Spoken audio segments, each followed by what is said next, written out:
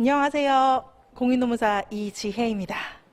제가 GS 1기에 앞서 가지고서 인트로 특강을 할 때 주제로 고른 것은 이 부분입니다. 노조를 만들어 보자 라고 하는 부분이에요.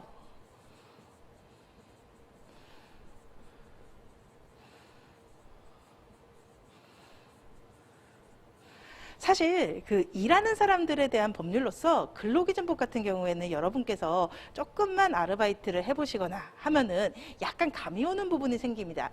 그런데요, 한 단체의 살림살이에 대한 법이라고 할 수 있는 노동조합과 관련된 법률은 그 노조라고 하는 단체가 생소하기 때문에 와닿지 않게 되는 경우들이 좀 발생을 하더라고요. 그래서 저는 이번에 약간이라도 1시간 정도를 투자해 가지고서 조금 재밌게 노조법을 받아들일 수 있도록 그 기초적인 용어라던가 그리고 왜 이런 일들이 발생하는지에 대한 배경을 조금 말씀을 드리려고 합니다. 네, 그러면은 우선은 제가 누군지부터 한번 말씀을 드릴게요. 저는 22회 공인노무사 시험의 합격자고요.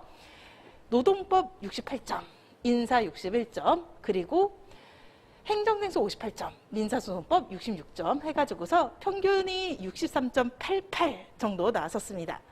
그리고 저는 강의를 하면서 사실 투잡을 뛰려면은 어느 정도 근로시간이 좀 적어야 되거든요. 그렇기 때문에 노동조합 쪽에서 일을 했었어요. 노동조합은 야근은 안 시킵니다. 그렇기 때문에 노동조합에서 한 5년 정도 일을 하면서 강의를 했었어요. 그러면서 체득하게 된 것들이 있습니다. 저 역시 수험생 때는 노동조합에 대해 가지고서 모르면서 시험을 받고 모르면서 합격을 했었어요. 하지만 제가 직접 단체교섭이라고 하는 것을 겪어보고 파업이라고 하는 걸 겪어보니까 내가 그때 알았다면 참 좋았을 것들이라고 하는 것이 있더라고요. 그런 것들을 좀 공유를 해드리고 싶어서 이 자리를 만들게 됐었고요. 그리고 강사로서의 특징은 수험 적합적인 답안을 만드는 사람이라고 하는 건데 저는 이런 스타일입니다. 제가 수험생 이지의 단점은 이 두 가지였었어요. 단순함기 못함이고요.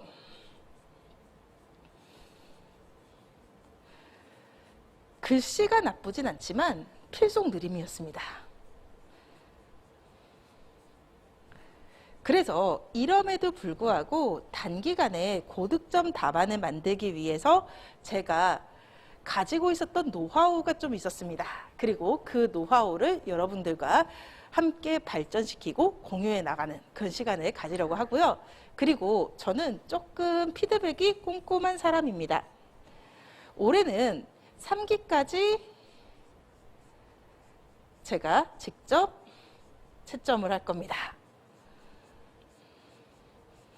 그래서 출제자의 채점을 받으실 수 있도록, 즉 출제 의도에 부합해서 정확한 점수와 정확한 진단을 받으실 수 있도록 해드릴 겁니다. 그러면은 1기에 대해서 한번 말씀을 드릴게요. GS 1기의 교재와 강의 목표인데요.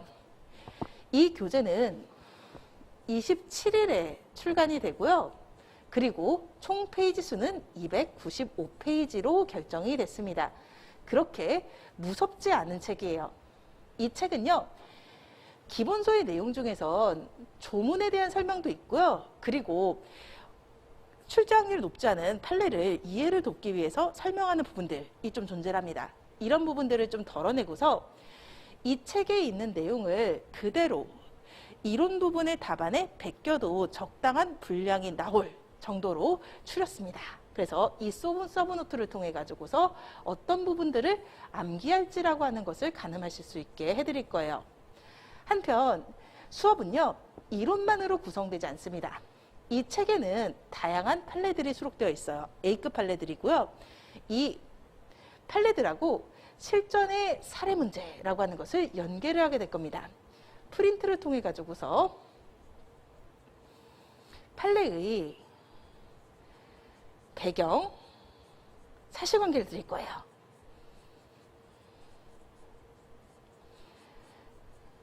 그리고 이것은 우리 시험의 예상 문제기도 합니다.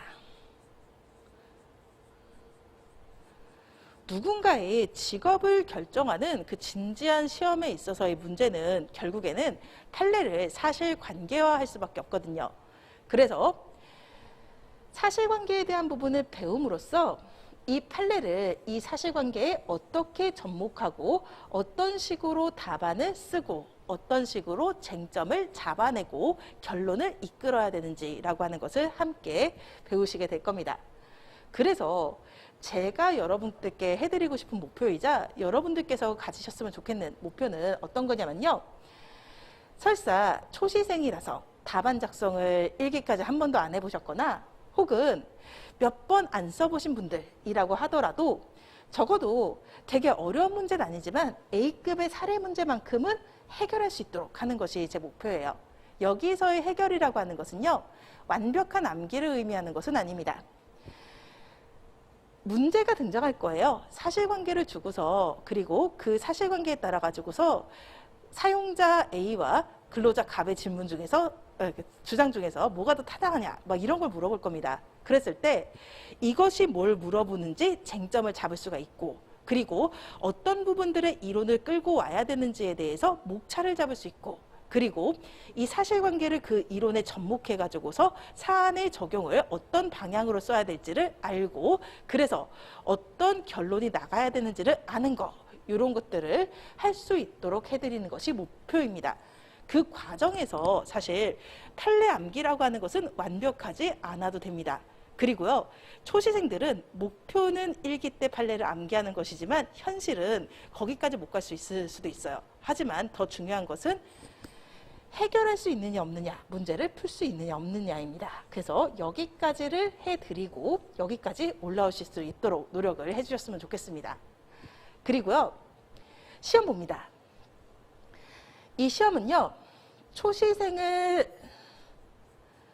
대상으로 해가지고서 어떤 것을 준비해야 되고 무엇을 써야 되는지를 충분히 알려드려서 소화하실 수 있는 레벨의 시험으로 드릴 겁니다. 그리고요, 여기에 대해서는 등급과 첨삭을 곁들인 피드백을 제가 직접 드릴 겁니다. 한편 저는 평일반과 주말반을 둘 다 해요. 평일반 같은 경우에는 타겟을 초시생으로 잡습니다. 그래서 시험은 5회 정도 보고요. 그리고 이해를 위한 객관식 문제 혹은 이해를 위한 답답형 문제 같은 것을 내드리는 식으로 진행을 해서 이해를 점검을 하고 암기를 체크할 겁니다. 그리고요, 주말반 같은 경우에는요, 여기는 사실 타겟을 N수로 잡았었습니다. 기본적으로 나가는 프린트에 대한 부분하고요. 그리고 강의 내용은 동일합니다. 교재도 동일해요. 하지만 시험 회차가 좀 더 많아집니다. 그래서 조금 더 실전을 준비할 수 있는 기회를 드리는 식으로 진행을 하려고 합니다. 그리고 본론으로 들어갈 건데요. 오늘의 특강은 이런 겁니다. 노조법이 이런 느낌이다라고 하시는 분들이 되게 많아요. 장님코끼리 만지는 것 같다라고 하는 건데요. 조금이라도 윤곽을 보여드리고 왜 사용자나 근로자가 이런 식으로 하는지 동기에 대해서 말씀을 드림으로써 단순 암기를 벗어나서 조금 덜 고생하실 수 있게 만들어 드리려고 합니다. 약간 노조를 설명드리기 앞서 가지고서 근로기준법에 대한 빌드업을 조금 할 겁니다. 그래서 그 과정 한번 말씀드릴게요. 여기까지 하고서 마치도록 하겠습니다. 고생 많으셨습니다. 일기 때 뵙도록 할게요. 감사합니다.